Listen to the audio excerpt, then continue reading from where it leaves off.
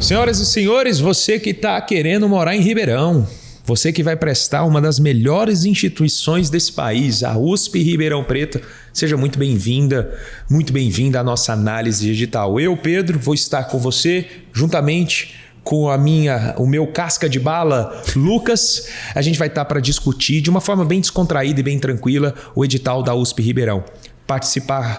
Falar para vocês as nuances, os diferenciais e aquela análise padrão IPM com coisa que ninguém te fala, que a gente avalia à risca. Vamos começar, Lucas? Perfeito. Vamos lá, sejam bem-vindos. Você já conhece o nosso formato, informações gerais, o que mudou de um edital para o outro, um pouquinho de análise estatística e, claro, um pouquinho do currículo no final. Vamos lá, as inscrições estão abertas já do dia 2 de outubro até o dia 25. A taxa de inscrição R$ 800. São 250 vagas de acesso direto. Não é brincadeira. É muita vaga. É uma instituição extremamente importante. E, enfim, a data da prova, 20 de novembro, começa às 13 horas. Duração, 4 horas. E olha só, coloquei aqui na tela para vocês também as fases. Isso aqui algumas pessoas confundem. É 2 ou 3 fases a depender da especialidade. Tá? Com 2 fases e sempre exame escrito e sempre prova prática. Tá? O que muda é que a terceira fase, para algumas, tem avaliação curricular. Isso. Ok? Com 2 fases, exame escrito, 100 questões, meio, 50% é o peso, e a outra metade vai estar com relação à prova prática, que vai ser classificatória, também peso de 50%. 3 fases, o exame escrito aqui tem 50%, a prova prática 40%, então reduz um pouquinho para o currículo vir e assumir 10% dessa pontuação, ok? A prova prática, só um detalhe, vai acontecer no dia 7/12, a partir das 11 horas. E já tem local, tá? Vai ser no ambulatório geral do HC, lá em Ribeirão, no campus universitário em específico. Trouxe o print para você aqui, para não ficar dúvida, ele deixa claro, olha, a prova prática abordará, enfim, sobre as 5 áreas básicas e será realizado em ambientes sucessivos montados no prédio do ambulatório geral. Tá? E será igualmente aplicada aos candidatos habilitados na primeira fase, independente da área. Então, prova prática para todos, ok? Recursos. Para o gabarito provisório, 2 dias úteis após a liberação do resultado. Resultado final vai ser no dia 16/12, então 16 de dezembro, após as 18 horas. Agora, local da prova objetiva, isso muda, porque eu te falei que vai ser lá no ambulatório do HC a prova prática. Agora, a prova objetiva, prédio da UNAERP, tá? Universidade de Ribeirão Preto. Vai estar ali o endereço para você, Avenida Costabile Romano, enfim, tá aí na tela para você. Combinado? Lucas, quais vagas que a gente tem aqui na USP Ribeirão? Tá aí na tela também. Tem vaga de anestésio, tem vaga de tudo que você imaginar. E não é pouca vaga não.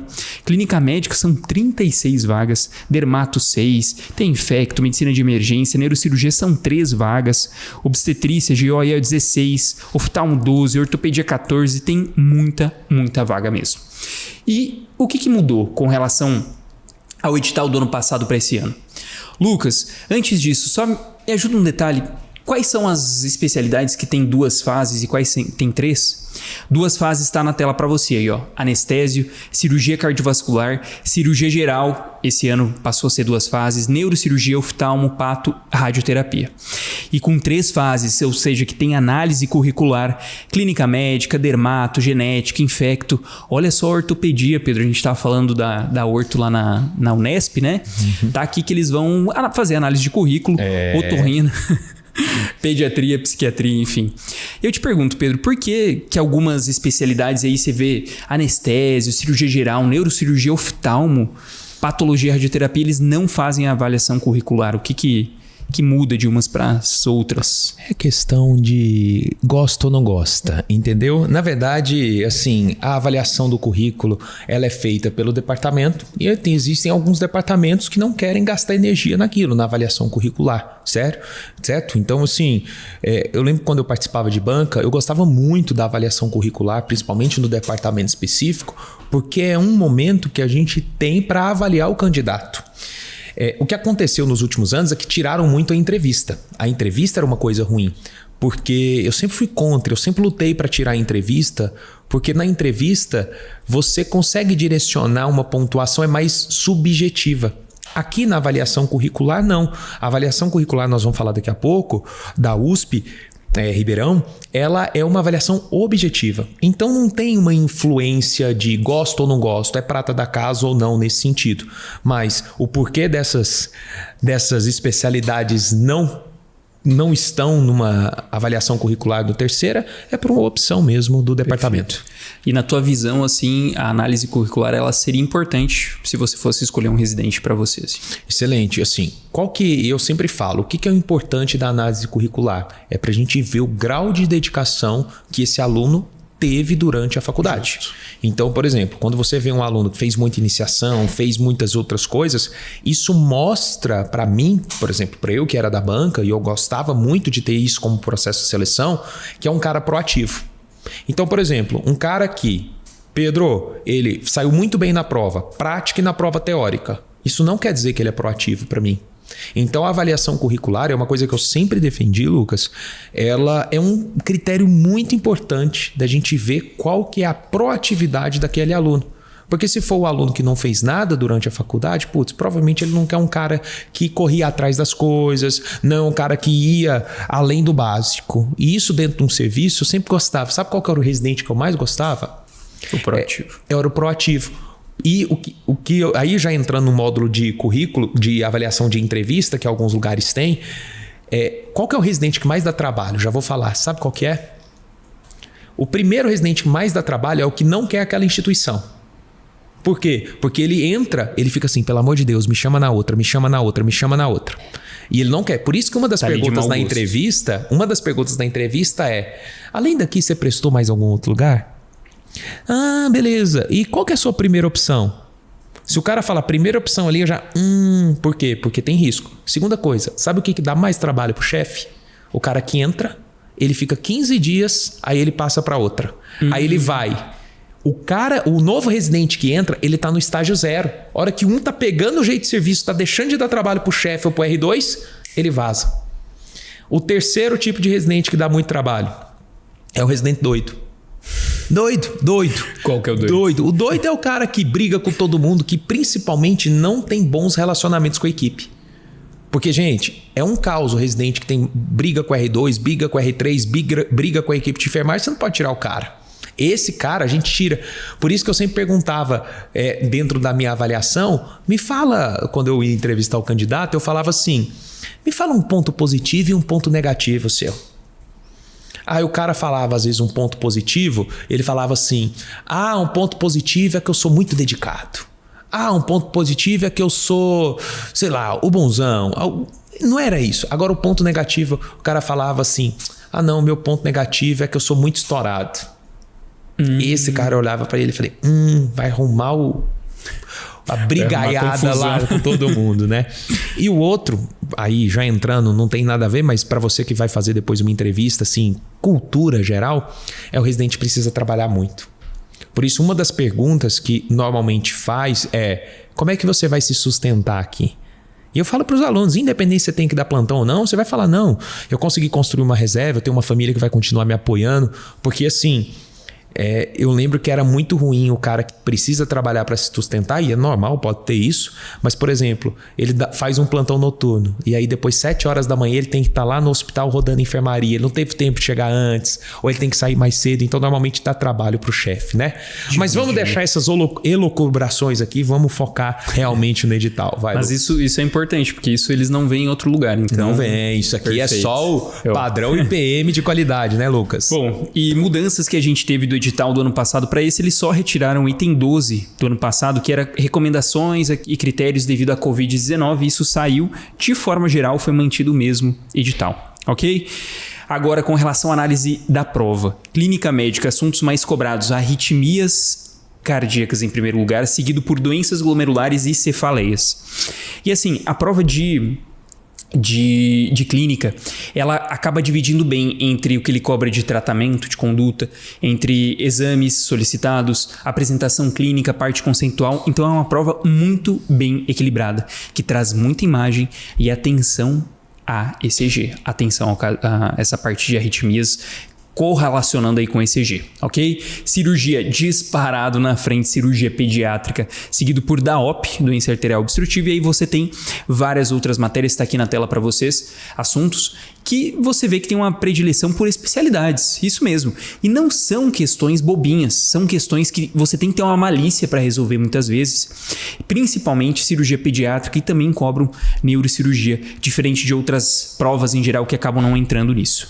Com relação a GO, assuntos mais cobrados, estorches em primeiro, tá? Seguido por mamas, e aí depois tem vários temas empatados em terceiro lugar. De novo, uma prova muito bem construída de O, muito bem distribuída entre os temas, adora colocar imagens. Mas assim, se a gente for citar dentro da gineco, gostam muito de mamas, muito. E dentro da parte de ciclo menstrual, cada vez mais tem caído os critérios de elegibilidade, ok? Então, não deixa de dar uma olhadinha nesses detalhes antes de ir para a prova.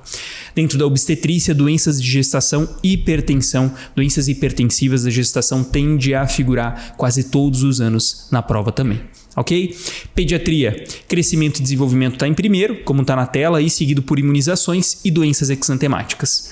Mas olha só, um detalhezinho interessante que está aqui dentro das provas de pediatria, que acaba não mostrando na análise quantitativa, é isso aqui, ó, nefro. 2024 caiu síndrome nefrítica. Tá? 2023 caiu síndrome nefrítica de novo com relação a tratamento. 2022, CHU, tratamento. 2021, CHU de novo, microangiopatia, caiu GNPE nesse ano. 2020, CHU de novo, conceituação ali de microangiopatia trombótica. 2019 e 2018, GNPE, a parte de tratamento. Então essa parte de nefro no contexto da pediatria cai todo ano. E esse detalhamento, isso aqui que eu tô te falando, você não tem só na análise quantitativa, a gente tem isso no Código Residência Médica, que é o nosso preparatório, e a gente traz esse detalhamento para vocês, ok?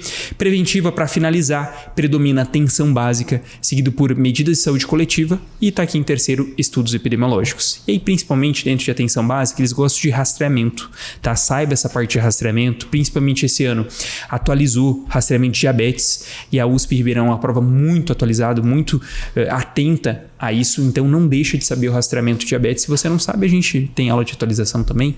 Tudo que a gente puder para te ajudar, a gente faz, ok? Então essa foi a primeira fase, um apanhado da prova objetiva. E agora, Pedro, com relação à segunda fase e terceira fase, eventualmente, né? Isso. Segunda fase é a parte prática, então é tranquilo. Vamos focar aqui na avaliação curricular.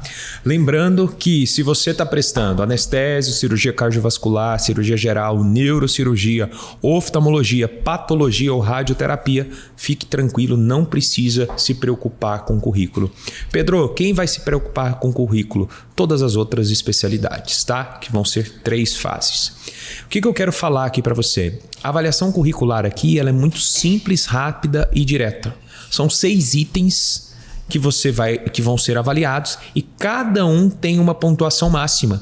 E é muito importante que no item 5.2.1, aí ponto 2, ponto 3 e assim especificamente, ele descreve direitinho quais são os critérios. Então, se você for pegar, a prova da USP Ribeirão ela é tão direta que a parte de currículo, enquanto você vê em outros editais, tem 10, 20 páginas, aqui tem 1,5 páginas. Então, o que eles avaliam? Item 1, histórico escolar, pontuação máxima 2 pontos. Item 2, atividades assistenciais extracurriculares com pontuação máxima de 2 pontos. Item 3, atividades científicas, 2 pontos. Item 4, atividades de ensino extracurricular, 1,5 ponto. Atividades estudantis, 1,5 ponto. E 6, coerência com o currículo vitae apresentado, que é um padrão específico ali de uma análise mais, digamos assim, que subjetiva. E aí você tem que entender, Pedro, vem comigo. É muito simples, não tem muita complexidade. É só você ler o item todos 5 que você vai entender quando que você vai mandar, como você tem que mandar. Não é aquela parte que o envio é ultra complexo, tem que autenticar, tem que fazer isso. Não, é uma parte curricular muito tranquilo. E lembrando que o currículo aqui, ele equivale a 10% da prova. Pode sim ser um fator diferencial. Presta muita atenção. Para você que está prestando a primeira fase, tem muito aluno que pensa assim, Pedro, passei no ponto de corte. Pedro, passei ali 1 ponto do corte. Será que eu tenho chance? Tem. Por quê? Porque a segunda fase, ou ela vai valer 40%, e aí tem 10% do currículo, pode te colocar lá em cima, ou ela vai valer 50% da prova. Então, não desanime. Para você que passou no COT, passou com um ponto a mais, eu já tive alunos que passou no COT, um ponto do COT, que depois ele subiu muito a pontuação. Você tem que sair bem na prova prática. Se tiver análise curricular, tem que ter um currículo bom para que você cresça. Então, diferente de algumas outras bancas, que é raríssimo o aluno conseguir fazer essa virada, na USP Ribeirão eu já vi muito, tá? Bom, é isso que a gente tinha para finalizar. Agora é a sua vez, ler o edital, avaliar com calma, não tem muito segredo. Dizer para você que quer se preparar com a gente no ano que vem, espero muito que você passe esse ano. Para você que está no 6º ano, venha com a gente. E a gente tem um processo seletivo da mentoria, nós pegamos poucos alunos por ano, nosso objetivo é individualização e personalização do aprendizado. Então, se você tiver interesse, eu vou deixar aqui na bio o nosso link para você se inscrever, tá? E fazer parte desse processo seletivo. E nós temos um presente para você aqui no final. Conta aí, Lucas. Isso mesmo, a gente vai deixar na descrição do vídeo um link para você baixar a análise estatística da prova.